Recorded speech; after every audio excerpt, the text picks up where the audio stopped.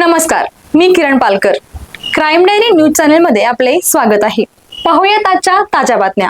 मिरज तालुक्यातील बुधगाव येथे दारूला पैसे देण्यास नकार दिल्याने चिडलेल्या एकाने शेतकऱ्याच्या डोक्यात दगडाने मारहाण केली, तसेच त्यास लोखंडी सळईने मारल्याची घटना पहाटे 5च्या सुमारास बुधगाव येथे घडली. या प्रकरणी जखमी अरविंद पांडुरंग पाटील वय वर्ष 34 राहणार बुधगाव तालुका मिरज यांनी सांगली ग्रामीण पोलीस ठाण्यात फिर्याद दिली आहे. पोलिसांनी संशयित श्रीकांत आनंदा भगत पाटील वय वर्ष 42 राहणार बुधगाव यांच्यावर गुन्हा दाखल केला आहे. घटनेची माहिती अशी, मंगळवारी पहाटेच्या सुमारास फिर्यादी अरविंद पाटील हे बुधगाव येथील आंबेडकर चौक परिसरातून व्यायामासाठी निघाले होते.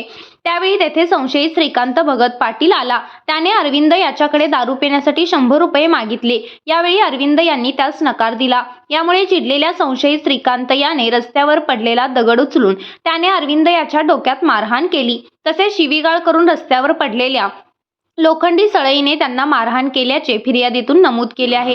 अधिक तपास सांगली ग्रामीण पोलीस करत